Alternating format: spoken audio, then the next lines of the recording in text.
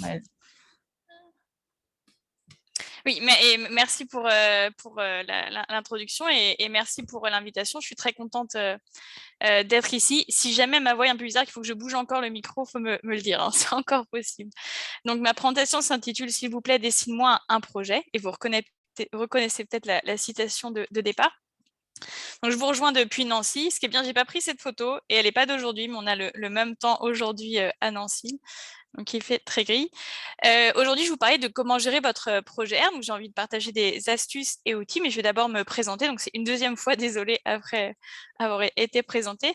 Donc, récemment, au travail, je fais diverses missions pour Air OpenSci depuis plusieurs années. Air OpenSci, c'est une organisation qui soutient la science ouverte et reproductive. Je maintiens notamment notre guide de développement de paquets. Et je m'occupe aussi depuis peu de la lettre d'information mensuelle.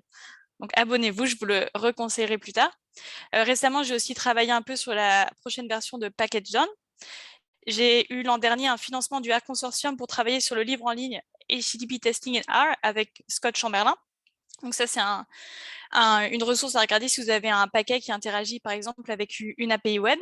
Et l'an dernier, j'ai donné un cours sur comment bloguer avec R Markdown. Donc ce que j'aime bien, c'est le développement de paquets, la documentation et les paquets dont le nom finit par down.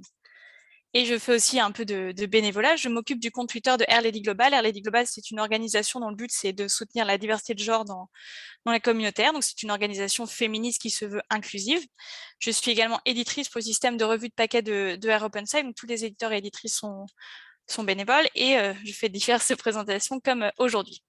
Vous pouvez retrouver mes diapos en ligne à rr2021.netlify.app. Si quelqu'un avait essayé d'avoir ce sous-domaine, je suis désolée, je l'ai eu en première. Et aujourd'hui, mon objectif, c'est que chacun et chacune apprenne au moins une chose nouvelle et ma présentation est structurée en 4 parties. Je vais d'abord parler de principes de base pour les projets, puis de comment protéger votre projet des changements extérieurs, comment le structurer et comment le faire tourner. Et maintenant, c'est un peu vague de dire projet. Donc, votre projet, ça peut être votre prochain article scientifique, votre rapport avec les dernières données matomo-analytiques de votre site Internet, ou même pour moi, par exemple, ma présentation, je la considère un peu comme un projet. Et pourquoi donner des conseils sur les projets? Alors, c'est pas ça qu'a demandé le Petit Prince. Le Petit Prince a demandé dessine-moi un mouton. Ici, c'est dessine-moi un projet. C'est quand même quelque chose d'intéressant parce que si on améliore cet aspect-là, c'est pas ma notification, je vais fermer Slack, pardon. En tout cas, ça améliore la vie de toute personne qui touche ou qui lit vos résultats et qui cherche à voir aussi l'origine de vos résultats. Et ça peut même être vous dans quelques jours. Donc, ça améliore la reproducibilité. C'est aussi intéressant parce qu'il y a toujours de nouveaux outils, de nouvelles améliorations qui apparaissent et on a toujours quelque chose à apprendre. Mais un avertissement, ça veut aussi dire qu'il y a toujours de quoi procrastiner en passant plus de temps sur l'enveloppe de son travail que sur le contenu du travail.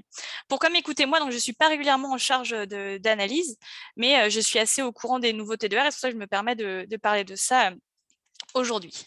Je vais commencer par quelques principes de base. Alors, je dis quelques principes de base, mais ça ne veut pas dire que c'est facile, ça veut dire que c'est à la base. Donc, il y a des choses plus ou moins faciles à apprendre. Et ma source principale de conseils dans cette partie, c'est Jenny Bryan. J'aime beaucoup cette citation de Charla Gelfand qui est rapportée sur Twitter par Karaou. Donc, Charla a dit « Everything I know is from Jenny Bryan ». Donc ça, c'est un bon slogan. Notez que Charla a dit cela après une présentation qui est excellente aussi. Donc, Charla Gelfand est aussi une excellente source de bonnes idées, hein, pas seulement l'auteur de cette citation. Et donc, il y a beaucoup de gens qui se reconnaissent dans l'idée de tout savoir par Jenny Bryan. Il y a même un logo pour les gens qui s'identifient avec cette affirmation. Ce logo a les lettres de la phrase « Everything I know is from Jenny Bryan », mais aussi un ordinateur en feu. Et là, tout le monde ne sait pas pourquoi c'est un ordinateur en feu, donc je vais vous l'expliquer un peu plus tard. Mais d'abord, je vais vous infliger une comparaison qui m'est venue en procrastinant sur Twitter. Donc, on pourrait penser à son projet quand on travaille sur une nouvelle analyse comme un jardin, parce qu'on donne beaucoup de soins et on veut faire pousser des belles choses dedans. Le problème, en fait, de l'analogie du jardin, c'est que le jardin, il est vraiment ancré dans un seul endroit. Alors, ça, c'est dommage, il faut que je rafraîchisse parce que sinon, c'est pas intéressant. Ok, ben je vais quitter le plein écran. Parce que je vais vous montrer des images, alors forcément, si on ne les voit pas, ça ne marche pas. J'ai vu un tweet sur une compétition de jardinage au Japon où les jardins sont montés sur des petits camions. voilà, donc sur des petits camions. Maintenant, l'image est chargée. Et j'aime bien cette image-là parce que ce sont des jolis jardins, donc quelqu'un a pris soin, mais on peut vraiment les déplacer partout. Et c'est un principe qui est important quand on a un projet R, de pouvoir le faire tourner sur son ordinateur, mais aussi sur l'ordinateur de quelqu'un d'autre. Ce qui me permet d'arriver à pourquoi est-ce que on a le logo sur le logo, on a un ordinateur en feu. C'est parce que lors d'une présentation il y a quelques années, Jenny Bryan a dit qu'il y avait plusieurs choses qui qui lui donnaient envie de mettre les ordinateurs en feu. Donc, alors, je charge le tweet. Une chose, c'est si vous utilisez au début de votre script la fonction setwd avec un chemin qui est depuis la racine de votre ordinateur.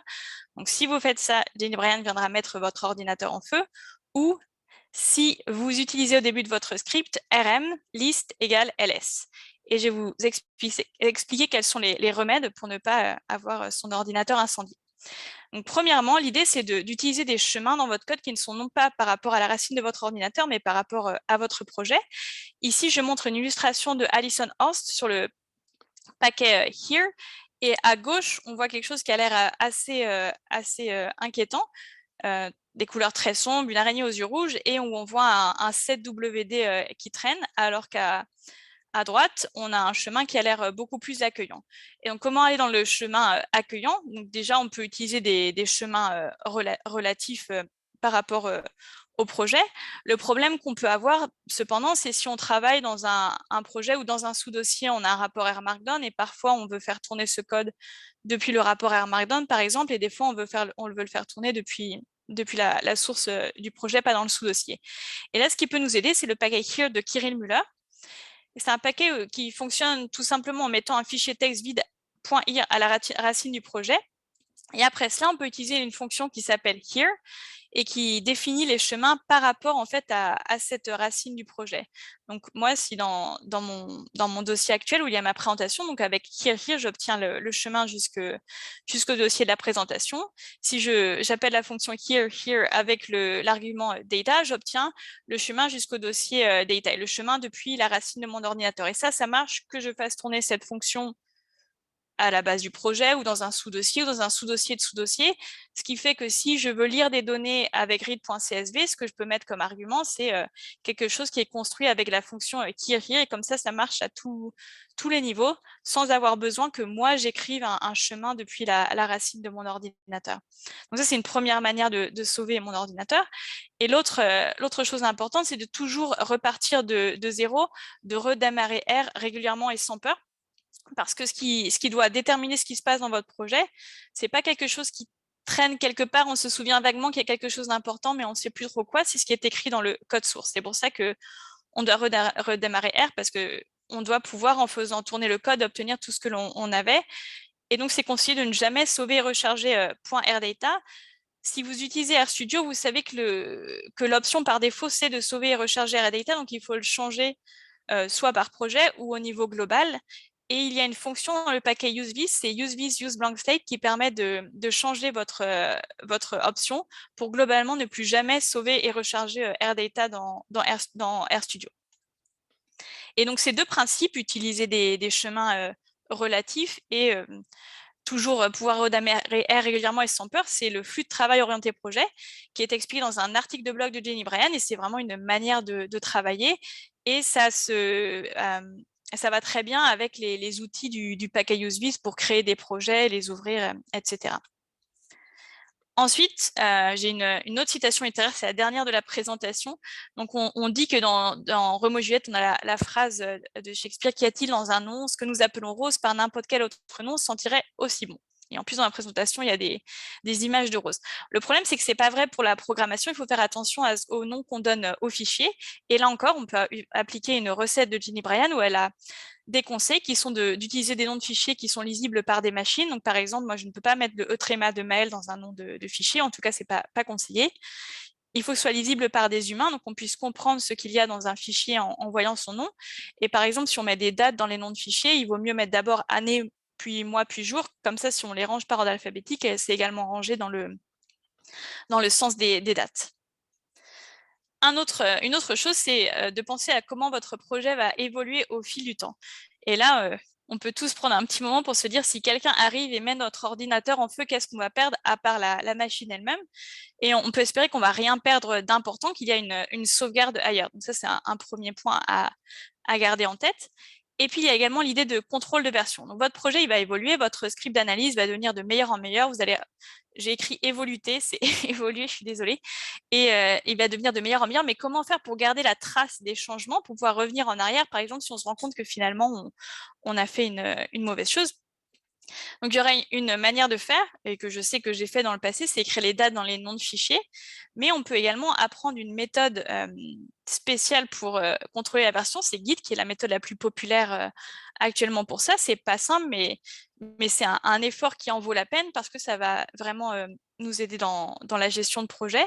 Ça permet de pouvoir tester différentes choses, de pouvoir revenir en arrière.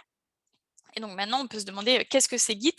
Alors la première manière de définir Git, c'est cette manière un peu déprimante de XKCD, où quelqu'un explique voici Git, c'est une manière de traquer du travail collaboratif sur des projets avec la théorie des graphes, donc sophistiqué.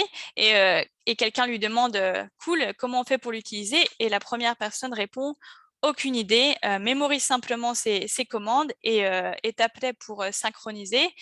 Si tu obtiens des erreurs, sauve ton travail quelque part d'autre, supprime le projet et télécharge une copie fraîche. Alors, il faut savoir que cette idée de télécharger une copie fraîche, ça peut marcher. Parfois, on peut se retrouver dans cette situation avec Git où on est un peu perdu. Mais bon, Git n'est pas forcément aussi horrible tout le temps.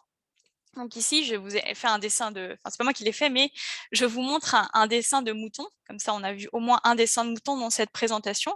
Et ce mouton évolue au cours du temps. Donc, on a d'abord le mouton tout petit, avec même une tétine, qui devient un plus jeune mouton, qui devient un mouton très gros, plein de laine, ou qui devient une boîte.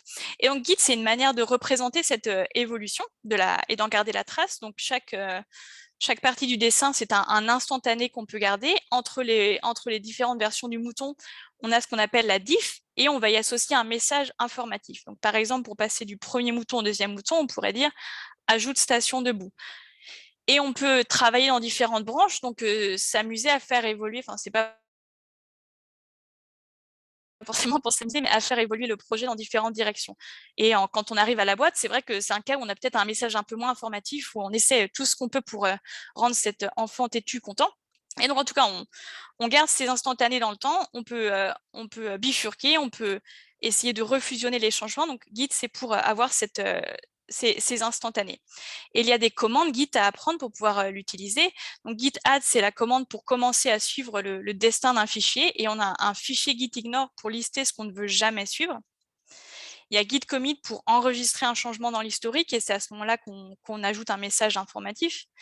Git pull et git push qui sont les commandes pour mettre à jour soit la copie locale, soit la copie distante de notre travail qui est peut-être sur GitHub par exemple. Et git checkout-b, c'est pour créer une branche. Et les branches, c'est peut-être plus avancé. Et où est-ce qu'on écrit les commandes Git? Donc, pas forcément dans une ligne de commande. Moi, ma préférence, elle va à ne pas quitter R du tout.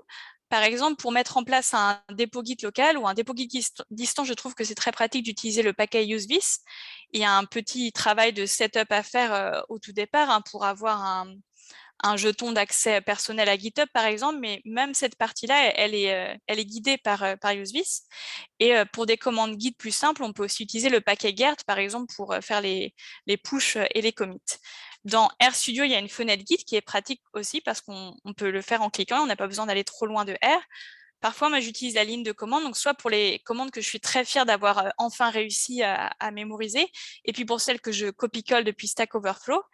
Et finalement, si on a des choses plus compliquées à gérer, on peut utiliser une interface graphique, donc par exemple GitKraken, où on m'a dit que dans VS Code, et donc VS Code c'est aussi un éditeur de code comme RStudio, donc on m'a dit que dans VS Code, l'interface Git est très bonne.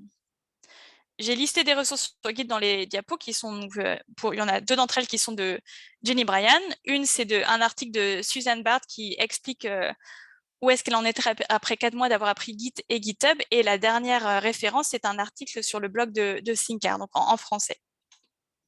Donc jusqu'ici, qu'est-ce qu'on sait de la sagesse de Jenny Bryan? Donc il faut isoler nos projets, redémarrer R régulièrement, bien nommer nos fichiers et utiliser le contrôle de version. Donc maintenant, on va passer à une autre partie et j'ai mis d'autres liens ici pour plus de sagesse encore de Jenny Bryan.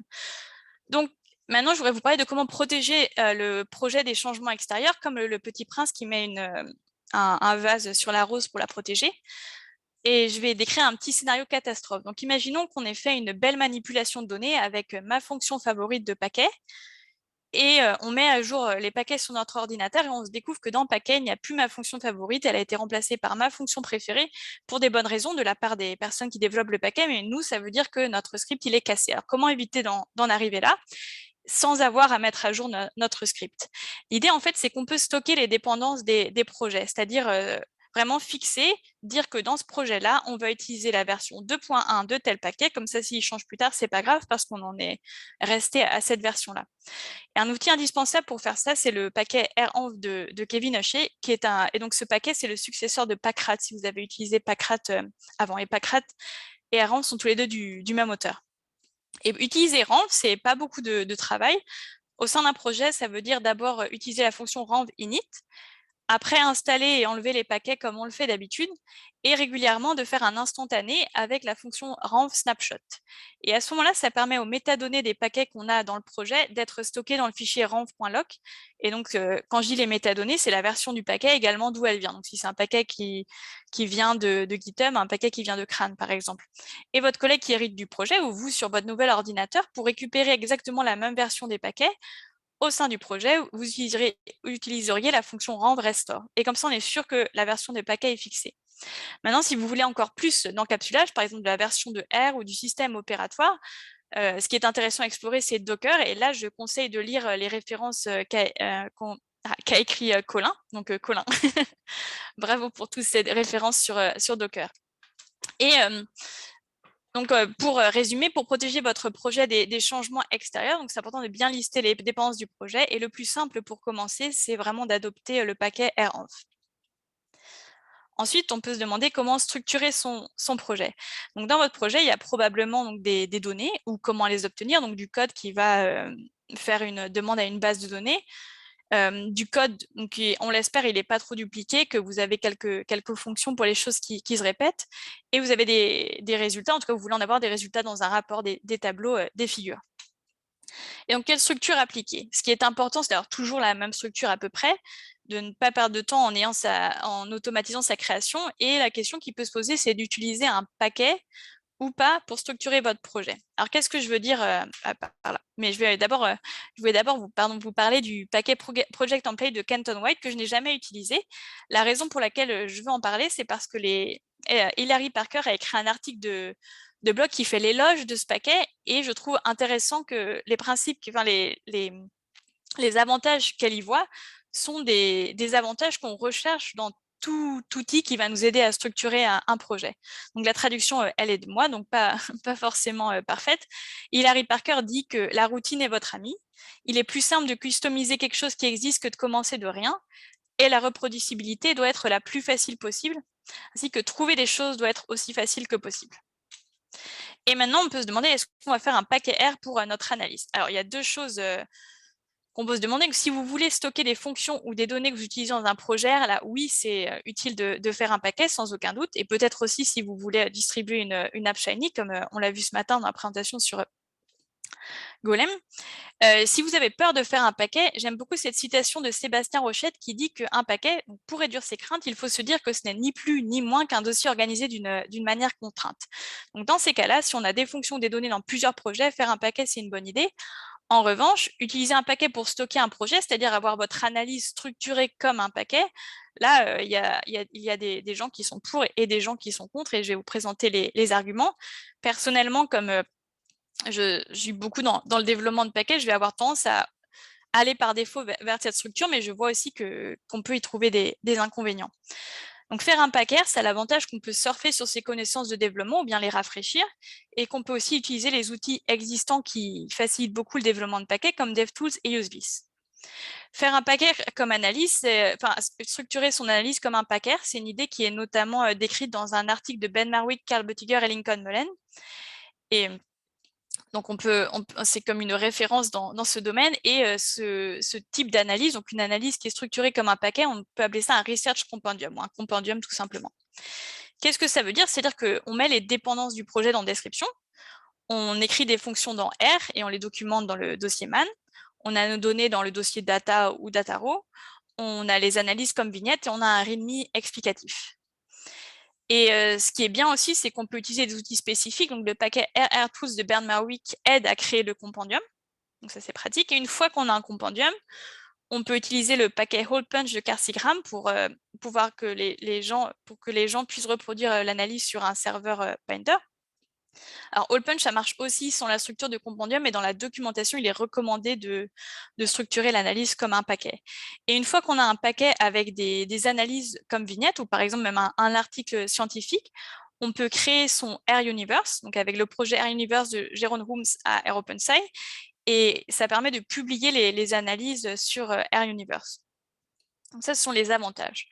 Maintenant, il y a des inconvénients, donc notamment expliqués dans l'article de blog Project as an R Package, an OK Idea de Miles McBain. Et lui, son idée, c'est de dire que structurer son projet comme un paquet, c'est un peu une usine à gaz. Donc ce qu'il dit, et encore une fois, c'est ma traduction, ma réponse aux promoteurs du projet comme paquet, vous gaspillez un temps précieux en faisant les mauvais paquets. Au lieu de faire rentrer votre travail dans le domaine du développement de paquets, avec la perte de fidélité induite, pourquoi ne faites-vous pas un paquet d'outils qui crée l'expérience fluide à la DevTools UseBees pour votre domaine? Donc voilà, ça c'est son idée, c'est que plutôt que d'utiliser DevTools et UseBees, on peut faire son propre DevTools UseBees plus spécialisé. Avec évidemment le risque, et c'est souligné dans l'article aussi, qu'un paquet qui aiderait les gens à structurer leur analyse dans un domaine, il aura moins de personnes pour le maintenir. Donc finalement, comment structurer votre projet? Je pense que la réponse c'est comme on veut ou comme votre équipe veut pour que tout le monde soit d'accord, quand même les personnes qui collaborent sur le projet. Mais c'est important d'avoir une structure de base constante dans le temps pour ne pas perdre de temps pour trouver les choses et pour créer son projet, et d'avoir une création automatisable pour rendre la reproducibilité plus facile. Et une dernière question qu'on peut se poser, c'est comment faire tourner le projet. Donc une fois qu'on a utilisé les principes de base, qu'on l'a encapsulé et puis qu'on l'a structuré, comment va-t-on passer de nos scripts et données aux résultats? Donc que ce soit un rapport ou des figures. Donc ça peut être tout simplement cliquer sur le bouton tricot. Par exemple, j'ai dit que je devrais repasser en plein écran, pardon. Oui, que j'ai dit que ces diapos, c'est un projet. Donc, par exemple, mes diapos, je les ai faites avec R Markdown. Ça veut dire que pour les mettre à jour, j'avais juste besoin de cliquer sur le bouton tricot. Je n'avais rien de plus complexe à mettre en œuvre. Mais selon le cas, on a peut-être besoin d'avoir des outils plus spécialisés. Donc, par exemple, si vous cherchez à optimiser une pipeline qui peut être très longue, ou si vous souhaitez garder les traces des différentes versions d'un rapport qui peut être grand, les entrées, à la fois les entrées et les sorties.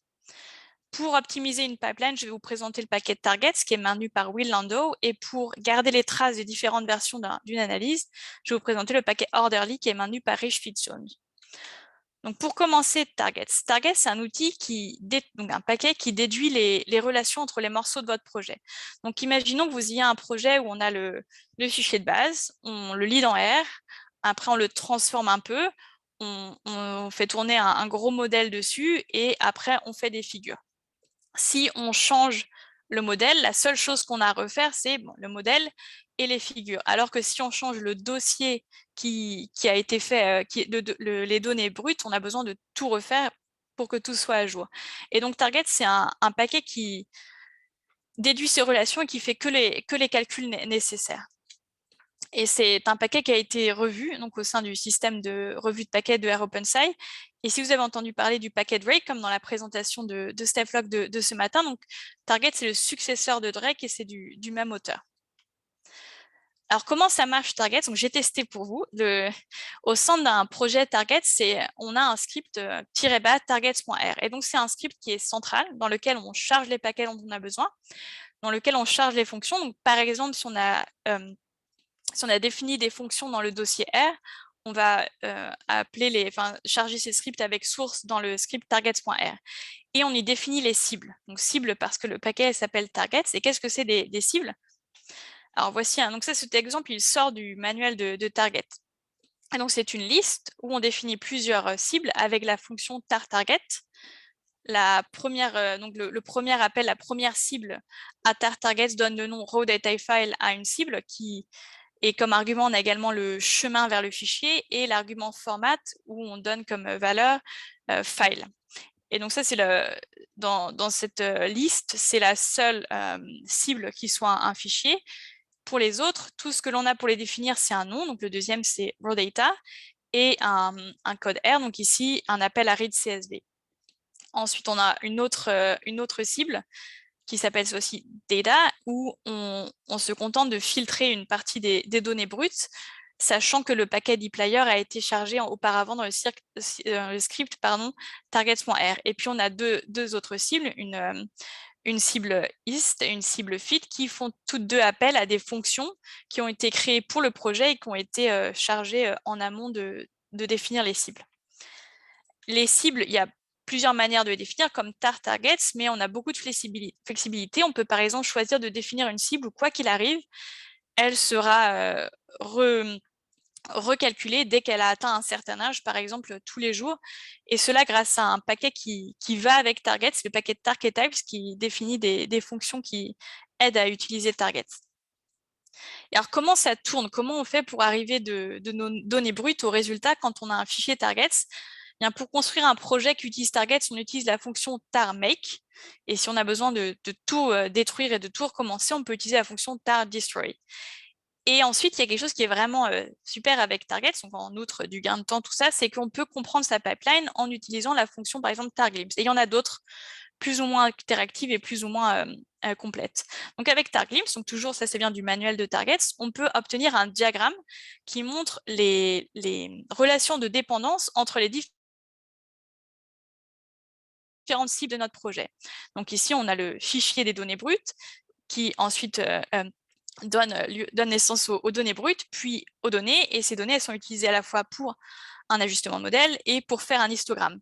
Et donc, il y a une autre fonction dans Targets qui s'appelle Tarvis Network qui permet de voir à tout moment où est-ce qu'on en est, c'est-à-dire quelles cibles sont à jour et lesquelles ne le sont pas. Donc ça, c'est vraiment pratique. Alors, comment se mettre à Targets? Je conseille le manuel, c'est un livre Bookdone en ligne qui est très complet. Récemment, Will Lando a fait une intervention au Air User Group de Lille sur Targets, donc en anglais. Donc ce qui est vraiment bien, c'était très récent. Je pense que c'est la présentation avec les informations les plus récentes sur Targets. Et je conseille de commencer avec un petit projet. C'est mon niveau actuel d'utilisation de Targets. Et vraiment, quand je suis passée de juste à la documentation à faire le petit projet, donc sans surprise, on comprend beaucoup mieux les choses quand on commence à jouer avec un outil. Et j'ai dit le paquet de targets, mais j'ai aussi mentionné le paquet target types. Et en fait, il y a tout un écosystème de paquets autour de targets qui s'appelle la Targetopia et qui permet, par exemple, il y a un paquet qui permet d'utiliser Jags plus facilement, un autre qui permet d'utiliser Stan plus facilement. Et avec tout ça, donc il y a beaucoup de paquets, ces paquets évoluent. Comment faire pour suivre l'évolution de targets? Donc on peut, si on utilise GitHub, suivre le dépôt de targets. On peut suivre Willando sur Twitter. On peut s'abonner à la lettre d'information mensuelle de ROpenSci, parce que comme c'est un paquet de ROpenSci, s'il y a une mise à jour, elle est mentionnée dans la lettre d'information. Et ça peut être intéressant de trouver un groupe d'autres personnes qui utilisent le même paquet, peut-être sur le Slack francophone de R.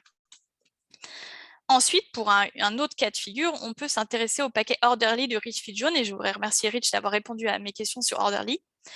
Donc là, c'est pour le cas où on veut garder la trace de tout ce qui entre et sort dans une analyse au cours du temps. Par exemple, si on a un rapport qui décrit la situation du coronavirus au jour le jour dans notre département, par exemple, on a besoin pour pouvoir faire de l'audit dans 2 semaines, si on nous demande pourquoi à tel moment on a pris cette décision, donc on a besoin d'avoir gardé la trace.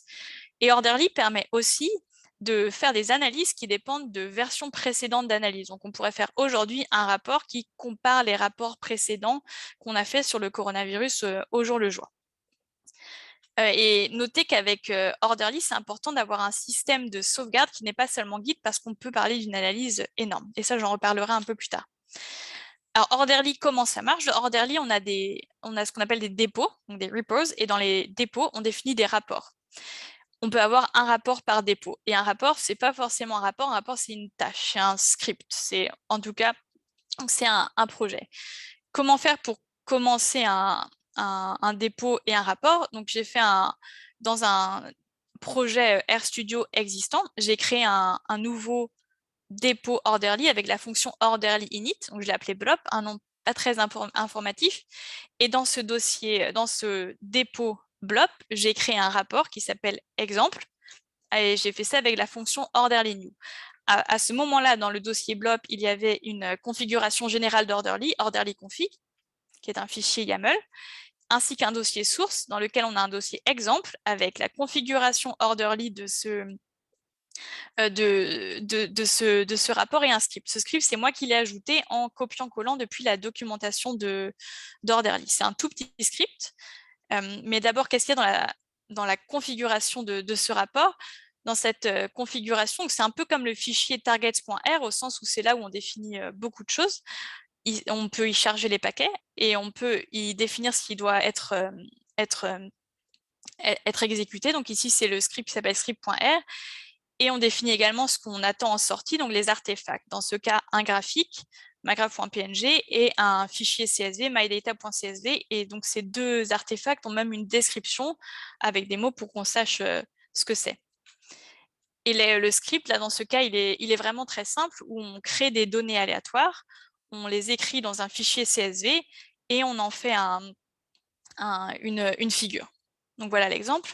Maintenant, comment on fait pour faire tourner ça? Donc comment on arrive de ce dossier à des CSV et des figures? Alors déjà, on peut expérimenter avec le mode développement. C'est peut-être pas si intéressant que ça quand on a un rapport simple, mais parfois on a envie non pas d'être dans le sous-dossier du sous-dossier du sous-dossier, mais on a envie de pouvoir travailler directement à la console. Et Orderly offre un mode développement qui charge toutes les ressources et dépendances dans la console. Et on a une manière de sortir de ce mode de développement proprement. Donc ça, c'est une première chose. Mais ensuite, on peut faire une version brouillon d'un rapport en utilisant la fonction orderly run, qui nous rend une variable d'identification de cette version du projet. Et à ce moment-là, une fois qu'on a fait tourner le rapport avec orderly run, tout apparaît. Donc quand je dis tout, c'est à la fois les ressources, le script, les résultats, tout apparaît dans le dossier brouillon de notre dossier blob, donc de notre dépôt orderly. Et donc dans le dossier brouillon, draft, example, qui est le nom de mon rapport, et avec une variable d'identification qui a la date du jour, mais également une partie un peu illisible. Et une fois qu'on a cette version brouillon et qu'on en est content, on peut la commit. Donc, je n'ai pas trouvé de bonne traduction. C'est le même verbe que quand on utilise Git avec la fonction orderly commit. Et à ce moment-là, toute l'analyse, donc les ressources, le script, les résultats, vont être dans le dossier archive. Donc, à archive, exemple, et la date, et puis une variable d'identification un peu illisible. Et ce qui est bien, c'est qu'on peut recommencer. C'est vraiment ça l'idée, qu'on peut refaire une nouvelle version de cette analyse. Et ce qui est important à noter, c'est que les dossiers archives et brouillons peuvent être énormes, donc ça dépend vraiment de l'analyse qu'on a. Et ce qui est conseillé dans la documentation de Orderly, c'est de ne pas les suivre avec Git, mais d'avoir un autre système pour les sauvegarder sur un serveur. Parce que Git ne fonctionne pas bien avec les dossiers, les fichiers énormes. Alors, comment se mettre à Orderly? Donc, le site de documentation d'Orderly, il est vraiment bien fait, je trouve, et on voit que c'est une équipe qui utilise vraiment ce paquet en ce moment. Et il y a beaucoup de manières de travailler avec Orderly qui sont documentées, c'est très complet. Et je conseille, comme pour Target, de commencer avec un petit projet pour bien comprendre comment ça marche avec le dossier l'analyse qui apparaît dans Brouillon, puis dans Archive. Et comment suivre l'évolution d'Orderly, qui est aussi un paquet qui est maintenu activement. Donc, vous pouvez suivre le dépôt d'Orderly si vous utilisez GitHub. L'équipe qui développe Orderly a un blog que je conseille de suivre en général, parce que c'est un blog qui est très intéressant. Et en plus, parce que c'est là que les nouvelles versions d'Orderly sont communiquées. Et on peut aussi suivre Richvision, le mainteneur du paquet, sur Twitter. Donc, pour conclure cette partie, comment faire tourner le projet? Donc, si notre projet, c'est simplement quelques petits rapports à Markdown, on peut peut-être se contenter du bouton tricot de RStudio. Si on souhaite optimiser une pipeline, Target est un paquet à découvrir. Si on est dans un cas de figure où on veut garder la trace de toutes les versions ou utiliser une version d'un rapport dans un autre rapport, il est intéressant de regarder du côté du paquet Orderly, en ayant un système de sauvegarde en plus pour les analystes. Et en fait, j'en ai présenté que 2 d'outils, mais il y en a beaucoup plus, hein, c'est tout un monde à découvrir. Vous pouvez créer vos propres outils. Ce qui, je voulais noter aussi, c'est que dans ma présentation, j'ai parlé de d'abord structurer et ensuite faire tourner le projet comme si c'était deux notions très séparées. Il y a certains outils qui, en fait, ont une opinion sur les 2 thématiques, qui vont vous demander d'utiliser une certaine structure de projet. Pour conclure, d'abord, je voudrais remercier l'équipe d'organisation et de programmation des rencontres R et tout le monde qui est là, soit par Internet ou en présentiel. Et merci beaucoup en particulier à Christophe Dervieux qui a fait des remarques très pertinentes sur le contenu de cette présentation, que j'ai aussi publié comme un article de blog en anglais sur mon site personnel.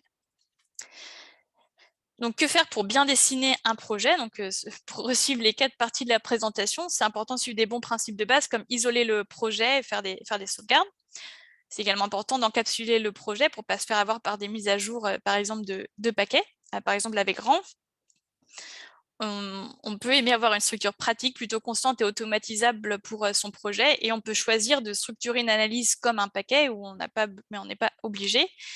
Et c'est bien d'adopter un outil de construction adapté, que ce soit le bouton tricot, Targets ou Orderly. J'ai également listé des ressources que je trouve intéressantes sur toutes ces questions de bien dessiner des projets R, donc un cours d'Anna Cristalli. Et aussi, donc, la deuxième référence sur cette diapositive, c'est la démarche d'organisation d'un projet collaboratif de publication propre. J'ai mis comme auteur Sébastien Rochette. Il y a d'autres auteurs et j'ai vu qu'il y a une présentation là-dessus tout à l'heure. Donc, ça peut être intéressant à aller voir. Et donc, mes derniers mots, c'est que pour bien dessiner un projet, il faut lire toute l'œuvre de Jenny Bryan, choisir avec votre équipe la boîte dans laquelle vous mettez et construisez votre projet pour que ce soit la plus adaptée à votre manière de travailler. Et il ne faut pas avoir peur de changer d'outil au fil du temps parce qu'à la fois, vos besoins vont changer, vous allez avoir plus d'expérience, mais aussi c'est un domaine où il y a constamment des outils, enfin pas constamment, pas un rythme effréné, mais bon, les outils évoluent, il en a des nouveaux outils. Mais bon, ce qui est bien, c'est que c'est sans doute pour ça qu'on va à des conférences apprendre à connaître des nouveaux outils. Voilà, merci. Merci.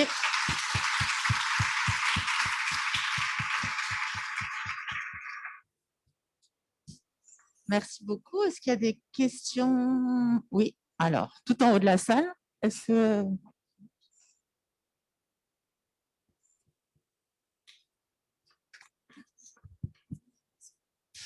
Tout d'abord, merci Maëlle pour cette présentation. J'avais une question justement sur la première partie, sur tout ce qui est projet. Alors, c'est quelque chose que personnellement je fais et que j'encourage les gens à le faire. Mais parfois, quand j'invite les gens à le faire, notamment sur les projets, les points RProj, je me heurte parfois à une remarque, c'est qu'avec des points RProj, on est dépendant de RStudio.